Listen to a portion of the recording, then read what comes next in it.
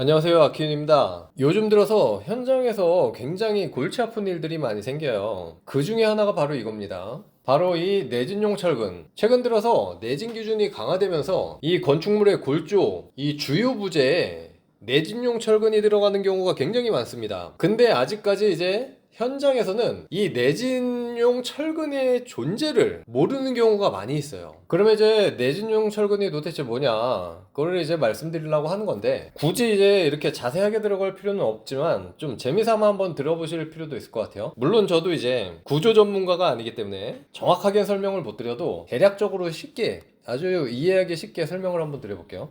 여기 그래프가 하나 있는데, 이게 응력, 변형률, 곡선이라는 거예요. 이게 철근에 대한 그래프인데요. 철근이 늘어나는 힘을 담당을 하잖아요. 인장력, 철근 콘크리트에서. 그래서 철근을 이렇게 쓰면 양쪽에서 이렇게 당깁니다. 당기면 어느 힘까지, 어느 정도 선까지는 당겼다 놨을 때 원래대로 돌아오는 탄성이 있을 거예요. 그죠? 근데 이제 더 많은 힘을 점점점 주다 보면 어느 순간부터는 그 탄성이 없어지고 엿가락처럼 그냥 이게 쭉 늘어나 버립니다. 그렇겠죠? 상상을 한번 해보시면. 그래서 그 딱 엿가락처럼 늘어나는 탄성의 한계점인 지점이 이 그래프에서 딱 요 지점이라고 보시면 돼요. 그래서 엿가락처럼 늘어나고 그거를 또 계속 당기면 어느 순간 이렇게 파괴가 됩니다. 끊어지겠죠. 근데 그 이후에도 요렇게 지금 요 그래프처럼 변화를 보이는데, 이때 가장 이 높은 영역이 이제 최대 응력 지점이라 그래서 요 점은 이제 항복 강도를 나타내고 요 점은 이제 인장 강도를 나타내는 거예요. 그래서 이제 철근의 강도를 쓸 때는 항복 강도를 이제 이야기를 하죠. 철근이 뭐 400짜리다, 500짜리다, 뭐 이렇게 얘기할 때, 그거는 이제 요 항복 강도를 얘기를 한다고 보시면 됩니다. 그래서 이제 그 철근은 그런 식으로 이제 거동이 된다고 보면 되고, 자, 이제 요 네모난 거는 콘크리트. 얘가 바로 이제 철근이에요. 철근 콘크리트는 이제 이 철근과 콘크리트가 상호 보완이 되는 개념이라고 보시면 돼요. 이 콘크리트는 눌러주는 압축력을 담당하고, 이 철근은 땡기는 인장력을 담당한다고 보면 돼요. 콘크리트 속에 철근이 없다면 이게 또 끊어질 수가 있을 거잖아요. 잡아 당겼을 때. 그래서 서로 보완을 하는 건데, 자, 이제 이 건물, 철근 콘크리트 건물이 지진이 나거나 커다란 충격이 있을 때 어떤 프로세스를 거쳐야지 베스트냐면, 일단은 바로 와라랑 무너지면 안 되겠죠. 그거를 이제 취성 파괴라 그러는데, 취성. 얘는 안 됩니다. 바로 무너지면 안 되고, 얘가 어느 정도 이제 건물의 균열도 가고 막 뿌직뿌직 소리도 나고 그러면서 이제 시간을 벌어줘야 돼요. 시간. 그거를 이제 연성 파괴라고 합니다. 연성. 요건 좋은 거겠죠. 그러니까 철근이 막 이렇게 휘어지고 이 콘크리트도 이렇게 휘어지면서 뿌지직 뿌지직 막 금이 가기 시작하죠. 그러면서 버텨줘야 돼요. 버텨줘야. 그래야지 이제 사람들이 대피를 합니다. 그래서 요런 파괴가 요런 프로세스로 진행이 되게끔 설계를 하는 거예요. 구조 설계를. 한 방에 무너지면 절대 안 된다. 그래서 이 철근도 너무 많아도 안 좋고 너무 적어도 안 되는 거예요. 많아도 치성 파괴가 일어날 수도 있고 적어도 치성 파괴가 일어날 수가 있습니다.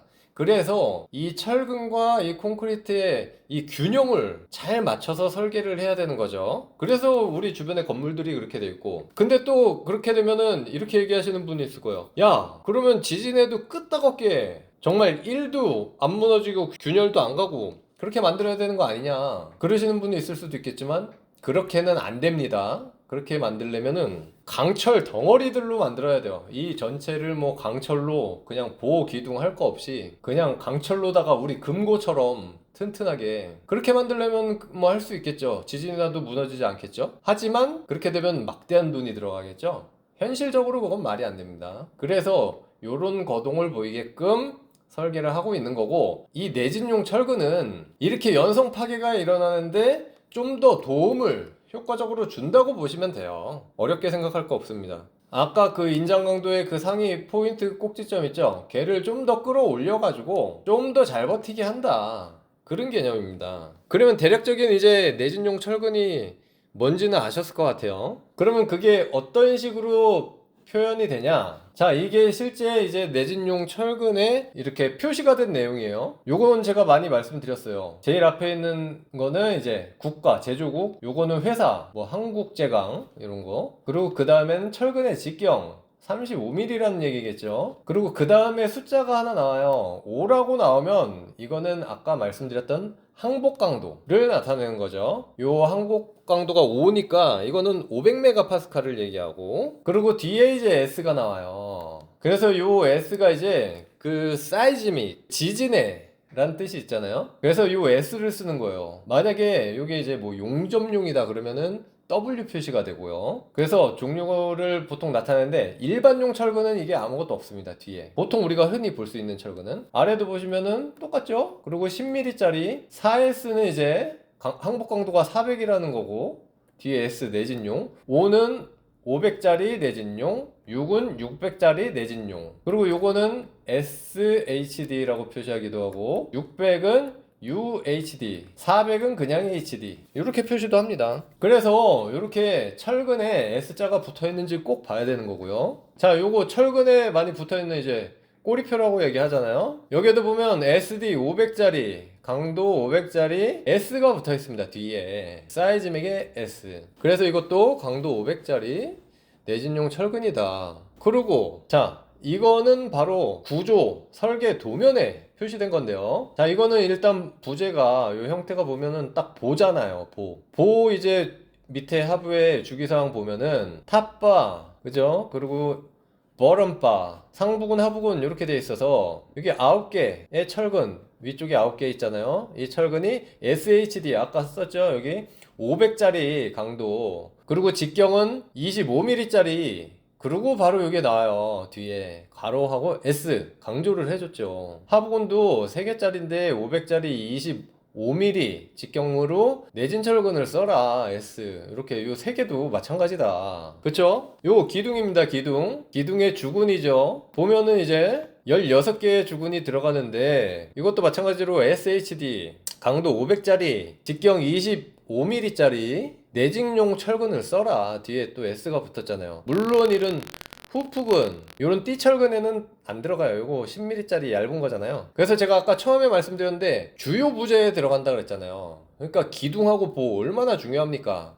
건물에서. 그쵸? 그래서 이렇게 도면이 표기가 돼 있으니까 현장에서는 여기에 맞는 이제 철근을 써야 돼요. 근데 이제 요즘에 이런 변화된 추세를 이제 어떻게 보면 못 따라간다고 할까요? 현장 소장님들도 모릅니다. 그리고 철근, 백은 작업을 하시는 분들도 잘 모르는 경우가 있어요. 그래서 저희가 이제 최초에 기초가 이제 백은이 된 다음에 백은 검사를 하러 나가면은 거기에서 이제 기둥 철근이 밑에서 뚫고 이렇게 올라와서 백은을 하게 되는데, 거기에 일반 철근을 백은해 놓으시는 경우가 많아요. 건물의 기초, 지하 땅 파고 이렇게 기초가 있으면 여기 이제 상부근 하부근 기초 철근이 백은이 되고, 기둥이 있다면 여기서 이렇게 꺾어서 이렇게 다월 철근이라 그러는데 이렇게 기둥 철근이 올라와요. 그럼 이제 이때서부터 이 내진용 철근이 시작이 되는 거예요. 기둥이니까. 그쵸? 그리고 여기 쭉쭉 앞으로 이어져 가지고 기둥이 쭉쭉 올라갈 때 이게 다 내진 철근이어야 되고, 위에 올라가서 보백은 엮어질 때도 다 내진용 철근이어야 되는데, 요걸 모르고 그냥 일반용 철근을 다 깔아놓는 경우가 있어요. 그나마 이때라도 발견하면은 그나마 어떻게 수정이라도 하는데, 중요한 거는 시간입니다. 시간, 공기. 이 철근도 주문을 해야 되잖아요. 발주를 해야 되는데, 발주를 해놓으면 뭐 바로 옵니까? 아니죠. 재고 있는지도 다 봐야 되고, 그리고 이게 한동안은 막 유행처럼 막 여기저기 다 쓰여가지고 이 내진철근 확보가 굉장히 어려운 때도 있었어요. 그래서 지금 당장 주문을 넣어도 당장 구할 수가 없어가지고 막 1, 2주 미뤄지거나 그런 경우가 태반이었습니다. 그러면은 기껏 다 철근백은 해놓고 다음날 콘크리트 타설할 준비 해놓고 있다가 이게 무슨 날벼락인지 몰라요. 현장에서는 시간에 맞게 스케줄에 맞게 쫙쫙쫙 다 짜여져가지고 준비가 돼 있는데, 그러면 거의 이거는 엄청난 일입니다. 그렇게 되면 또 수정이 어려우면 또 보강하려다 보면 또 기술사분한테 연락해서 이거 어떻게 보강해야 될까요? 왜? 내진 철근을 지금 당장 구할 수가 없으니까 그런 일이 생기기도 하는데, 그래서 이거를 좀 미리 관리할 필요가 있습니다. 미리 좀 체크를 해야 돼요. 근데 이제 막 상주감리가 아닌 이상 일일이 매일같이 현장에 전화하면서 수시로 막 왔다 갔다 하면서 관리하기는 굉장히 어렵습니다. 또 그래서 일단 제가 오늘 영상 만드는 이유는 또 제 영상을 현장에서도 많이 보시니까 이런 것 때문에 굉장히 어려움 겪는다. 현장 소장님들도 잘 모르시는 분들 많다니까요. 그리고 뭐 설계자나 감리자 입장에서도 미리 좀 확인해서 현장하고 소통할 필요가 있다. 라는 걸 이제 말씀드리기 위해서 오늘 영상 만들어 봤습니다. 이상이고요. 다음에 또 좋은 영상으로 돌아오겠습니다. 감사합니다.